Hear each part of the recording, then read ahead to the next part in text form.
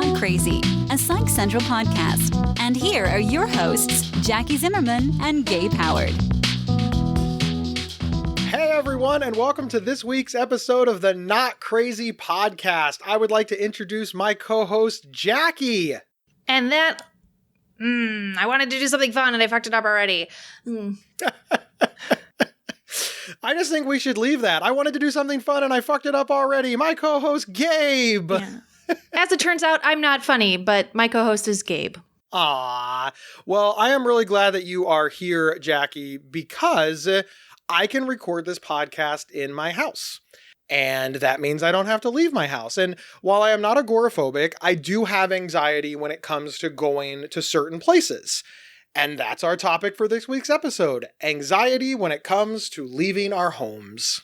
And this is something that we've seen a lot of people asking about is, I'm anxious to leave the house, or I'm anxious when I leave the house, and how do I get out of the house? What do I do to actually go into the world? So we thought it was a good topic.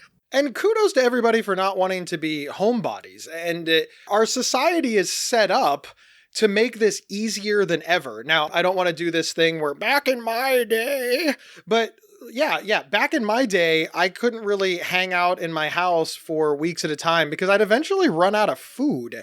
I suppose pizza delivery was a thing, but Amazon was not. Okay, Grandpa Gabe. Well, we have all these lovely amenities now to where you can stay home if you want, but it's not the point of the show. The point of the show is leaving.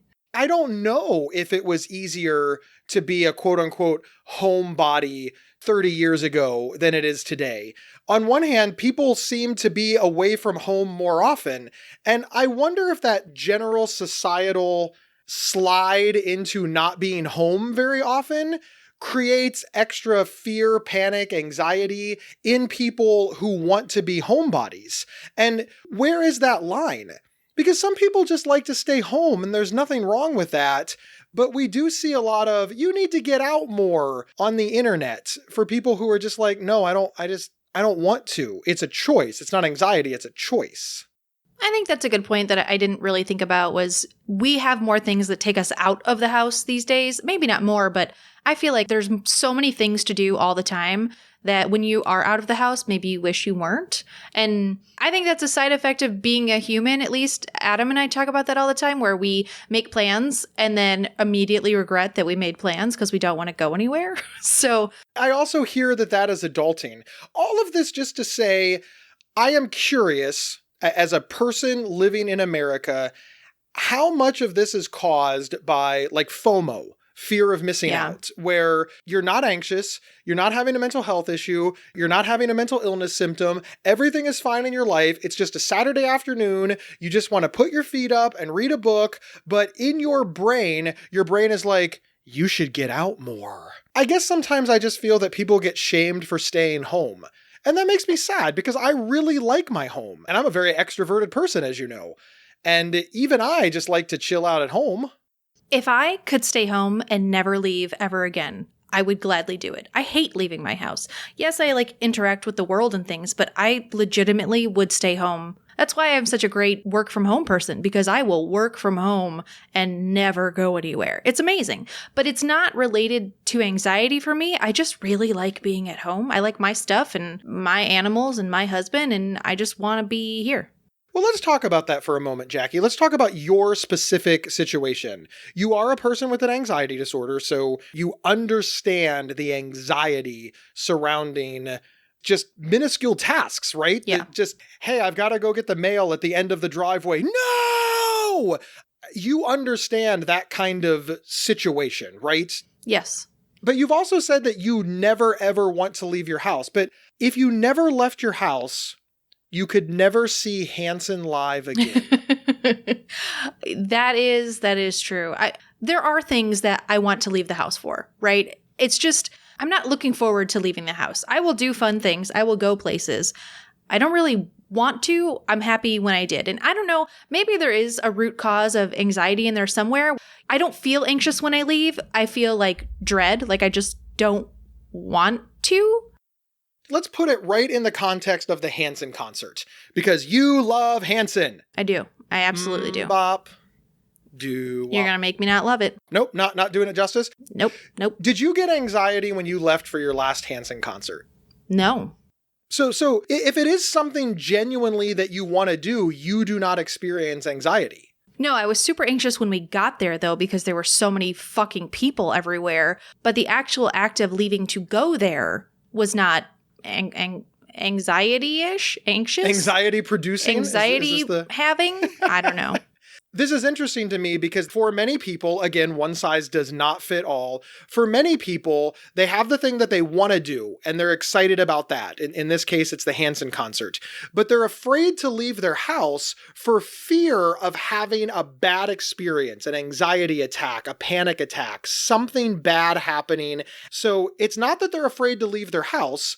It's not that they don't want to go to, in this case, the Hanson concert. It's that they're afraid that when they get to the Hanson concert, they'll have a panic attack, they'll be in harm's way, they'll embarrass themselves, they'll hurt, they'll suffer, etc. That is generally how anxiety surrounding leaving your home works. It's more of a fear of what might happen after you leave than it is about the person, place, or thing. Agree. I mean, I think I agree. I don't totally experience this a lot, but from what I have read from people who listen to our podcast or interact with us online, it does sound like that is the more common scenario is I leave the house, but I'm afraid of what happens once I leave the house, which is different from I am afraid of leaving the house. You know, like I'm so anxious, I cannot leave because I can't do anything when I'm at home. I can't function. I can't clean. I cannot move because I'm so anxious. I'm paralyzed by it.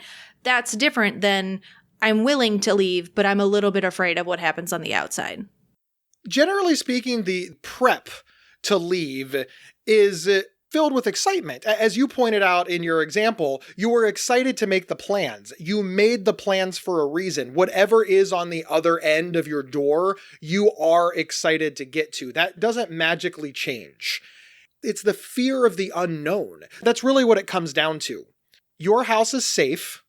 The place that you're going, while fun and exciting, potentially could not be safe. And not based on anything that place did. You know, you didn't read in the paper that the building's going to be condemned or that security is lacking. There's not like a virus threat or it's none of that. It's just that you could have a panic attack.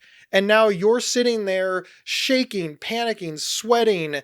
Your heart is palpitating. You're getting dizzy. You're embarrassed because, well, in my case, I would completely sweat through all of my clothes and be just a dripping, soaking, wet, sweaty rag. Well, now I'm going to ruin it for my friends or my wife. If I stay home, I won't ruin it. Of course, I won't have it at all, but I won't ruin it. I also think that it's worth noting here that we are putting a lot of rational thought behind the reasons why maybe somebody has anxiety once they leave the house, but for me, anxiety makes no sense. It never makes sense at all. It's always just my body going like, run from what? I don't know. And so I think it's worth noting that you might be excited to leave the house and you're anxious the moment you walk out the door, but you have no idea why. You just are. It's just part of how you are in that moment.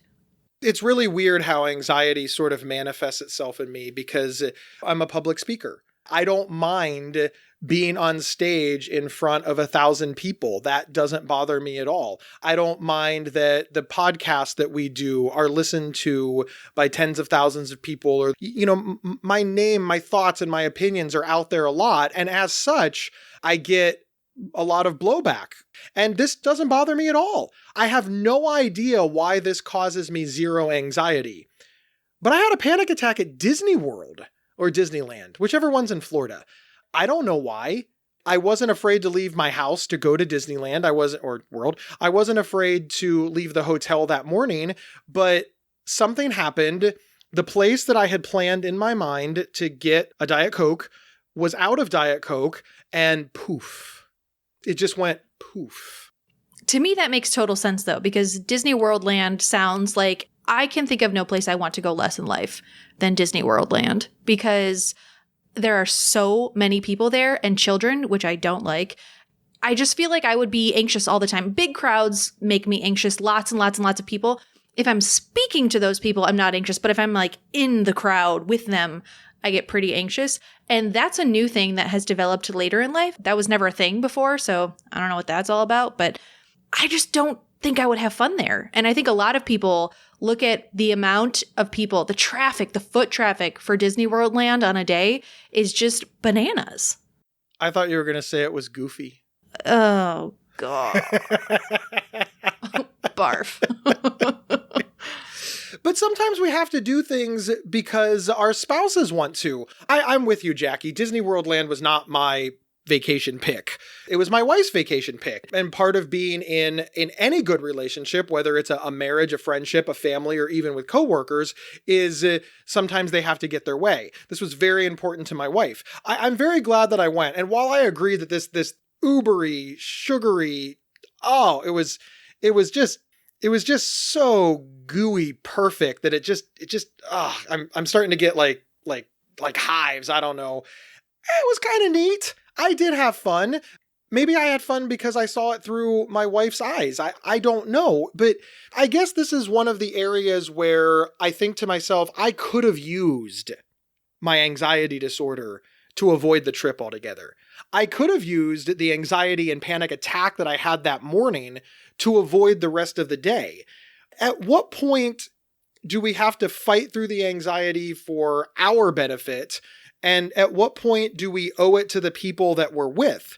One of my biggest fears is that my anxiety hurts the people around me.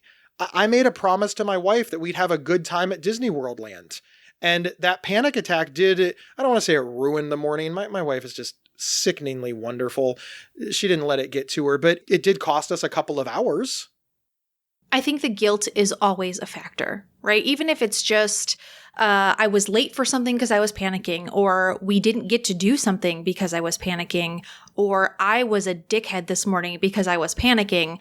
I feel like the guilt surrounding all of this is not light. It feels very heavy, and it feels like I'm ruining things for other people if it happens. I often feel that my anxiety disorder impacts the people around me, and it creates another layer. So I'm afraid to leave the house because I'm afraid I'm going to have a panic attack and suffer. I'm afraid to leave the house because I'm afraid that panic attack and that suffering is going to have negative consequences on other people. My wife is very supportive, and frankly, she helps me leave the house. Going with her makes me feel stronger and better supported and better able to deal with a lot of the things that maybe scare me about leaving my house and going to an unknown place. But that's a wife. It's a lot harder when I have to do this for a friend. And I think that maybe sometimes we create, through our anxiety, some of these self-fulfilling prophecies. That we believe that people have abandoned us because of our mental illness, because of our mental health issues, because of our anxiety. But in actuality, we abandoned them because of our mental health issues, mental illnesses, or anxiety, because they kept making plans with us and we kept canceling them at the last minute. I struggle with this a lot because I see these memes on Facebook where they're like, self-care is canceling plans at the last minute. Self-care is not answering the text immediately. Self-care is saying no to invitations. And that's all true. I completely agree with all of that. But from the other person's perspective, you canceled plans at the last minute, interrupting their time. They texted you and you didn't reply, and they keep inviting you out and you said no. And then I see the other stack of memes. It's like, people abandoned me because of my mental illness. That's stigma and discrimination. How does that all factor into this nightmare that is an anxiety disorder? Oh, that's so true. Sometimes when people invite me places and I say no because I just don't want to, I always thank them for inviting me and say, like, please invite me again sometime because I might be willing to leave the house sometimes. But it's true, right? There's the FOMO, but then there's the JOMO, which is the joy of missing out. So you have these self-care memes, which are in direct opposite of the other ones, of people stop talking to me, I lost my friends, all of the things that you've already just said. I don't know the middle ground. We're doing the thing where you are like, I'm going to stand my ground. I'm going to say no and do this for me. And then you say no to everything versus like just some things. Or it's the complete opposite of I say yes to everything and I'm super drained all the time and nobody gives me time to rest and everything is awful. It's supposed to be a balancing act. Everything is supposed to be in moderation. We'll be right back after these messages. Interested in learning about psychology and mental health from experts in the field? Give a listen to the Psych Central Podcast, hosted by Gabe Howard. Visit psychcentral.com/show or subscribe to the Psych Central Podcast on your favorite podcast player. This episode is sponsored by BetterHelp.com. Secure, convenient, and affordable online counseling. All counselors are licensed, accredited professionals. Anything you share is confidential. Schedule secure video or phone sessions, plus chat and text with your therapist whenever you feel it's needed. A month of online therapy often costs less than a single traditional face-to-face session. Go to BetterHelp.com/Psych Central and experience 7 days of free therapy to see if online counseling is right for you. BetterHelp.com/Psych Central. And we're back, talking about why leaving the house sucks. Just kidding, we're talking about anxiety. The thing to be careful about, right, is that you're just not constantly canceling on the same person over and over again. And this is where we have to be more judicious with the things that we agree to do.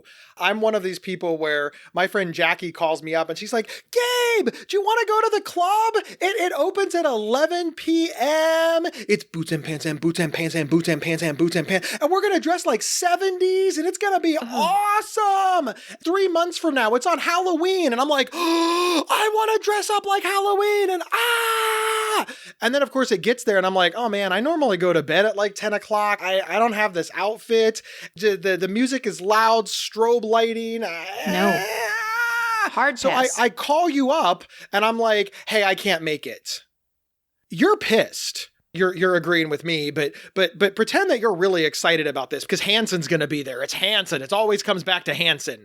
But you have tickets. You bought your costume. You've been looking forward to this for 3 months. We've had conversations about it. It's now the day before. That's mind-numbingly awful for you because you put all this time, energy, effort, and money into this. And you were excited to share it with me. And I just bailed on you. And if I'm being honest, I probably gave you a bullshit reason. Hey, I'm not feeling well and my kids are sick and I've got to take the dog out. And, Kendall, she had surgery 7 months ago and I really can't. It's snowing. So yeah, sorry. And that's in a text message that I then don't reply to. Would it have been better if when you got all excited about this and I got wrapped up in it, I realized that, hey, boots and pants and boots and pants and boots and pants at 11 p.m. is just not a thing that I want to go to. And I told you no. And then I said to you, look, I'm always going to say no to that. It's not my thing. But could we maybe go to lunch at a restaurant that I feel more comfortable with? Is this where the onus falls on the person with the anxiety disorder to be better? Yes, obviously that would have been better, for sure. But I also think that we're getting a little bit off topic because we're talking about canceling plans that have already been made. And I think that if we're focusing on how to get out of the house, those are different, right? Because that's something like you're like, oh, I'm super anxious. I don't want to go to this thing. That's a little bit different than canceling plans, I think. Okay, so let's talk about that because the anxiety makes us, if we're being honest, cancel shit all the time. Yes. It just does like that. So let's talk about strategies not to do that. So it's now the day before the boots and pants and boots and pants and boots and pants, and I want to cancel. What are some things that I could do to ensure that I show up at 11 p.m. dressed in the 70s garb so that you can have your strobe lights and hear Hanson and you are not just bitterly disappointed that your buddy Gabe bailed on you for the 100th time? I mean, I could tell you all the things that are the right things, right? I would tell you, make sure you have everything planned out. Make sure you have your directions lined up. Maybe take a nap during the day. Talk to somebody about maybe why you don't want to go and have them amp you up, all those things. But I'm going to tell you, for me, it's just get off your ass and go and dread it the whole way there. Be angry in the car there, be sad, maybe pout, talk about how much you hate it and you really wish you were at home, and then get there and be like, it's not so bad. Because it always is not so bad. Whenever I agree to do something, it's because I want to do it. It sounds like fun. It's just getting me there that sucks. So once I'm there, it's generally okay, but I have not found a way to sort of get me amped to get going when I've already decided I don't want to go. I have to just suck it up and go. And that's the only thing that really works for me. And most of it, honestly, is surrounds money. Did I pay for this thing already? If I paid for it, I'm probably going to suck it up and go. If I haven't paid for it, then I might cancel. I like the don't lose money. I'm really all about the pre-planning. One of the things that I have learned is to say to you, Jackie, I want to go with you because that does sound interesting. I've never been to a party like that. I want to do the co-host costume idea with you, but I'm gonna need some things from you to make this happen. So like I'm being very honest with you. And what I'm gonna say is I need you to pick me up. I need you, Jackie, to drive to my house and put me in your car and drive me there because I have a lot of anxiety about driving to places that I've never been before. I don't know where to park. I'm afraid I'm going to lose my car. I just call this entire method the buddy system. I tell all of my friends that you have significantly better odds of me going if you pick me up. Now, I try to be nice about this and I buy dinner or desserts or I offer people gas money or I've had my friends drive over to my house and we take my car.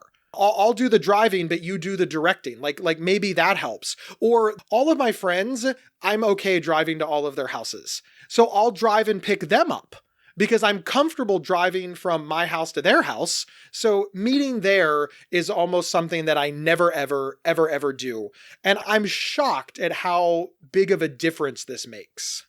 I think that's an excellent idea. It also makes it so you can't back out on the way there because you're not driving. It also helps because it's setting those small goals, right? My plan is, okay, at 9 o'clock, I pick up Jackie. Like, that's my plan. Gabe, what are you doing? At 9 o'clock, I pick up Jackie. Or at 9 o'clock, Jackie picks me up. And this gets me into my next thing. I call it pre-gaming. Now, I know that the younger generation, that means drinking expensive alcohol cheap at home so that you can continue drinking low-grade alcohol when you have to pay for it. That's not what I mean. So I just mean the 11 o'clock thing scares me. I've never been to this bar. I've never had the music, the strobe lights. I am, for whatever reason, anxious about it. So Jackie picks me up at 9 o'clock and we go to Olive Garden. Ew. Because I like Olive Garden. So now I have to be ready at 9. That's step one. Then I go to Olive Garden with Jackie, which I like. And then after Olive Garden, Jackie drives me to the thing that I'm scared of. I'm slowly ramping up in the evening. That way, it just seems more manageable to me. This helps me a lot. You're like a child that gets their treat before dinner, right? Like, let's do the thing that makes me happy before we do the thing that I don't know that I really want to do. Exactly. And I want to be clear that I feel that not only does the slow ramp up help manage my anxiety, but I've also told you that that's why we're doing it. I've told you, Jackie, that I'm nervous about this, I'm anxious, I need your help, and I need a slow build. And another thing that I try to do is I remind myself, okay, I just have to do this for a half an hour. I make like a clear goal with you. I'm like, okay, I'll do this, but every half hour we reassess. We will go at 11. So at 11:30, we decide if we're going to stay. And it's 2 yeses and 1 no. If I say I want to go and you want to stay, tough shit, we're leaving. Well, I think we live in a time where that doesn't necessarily have to play anymore, right? You can always lift yourself home, which I think is a great option that we have now, where I've gone places that I can't think of a great example right now, but I know this has happened, that I was like, yes, we'll stay the whole time. And then I was like, I kind of hate this. So I just got a lift and left.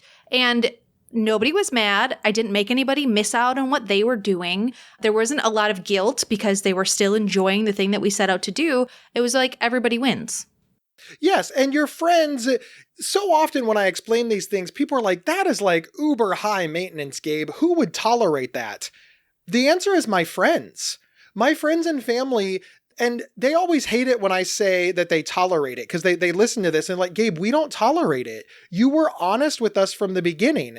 And I really like my friends and family because they're like, you realize you never leave. You close the place down. You always say, okay, I'll go for a half an hour. And you're the last person out the door. You have so much fun. It's the initial getting there that terrifies me so much. Once I'm there, I figured out where the exits are. I figured out where the bathrooms are. I figure out how to get a drink. I make friends with the servers. I understand the outfit. People are like talking to me. Then it's like poof. I am the Gabe that people know and love.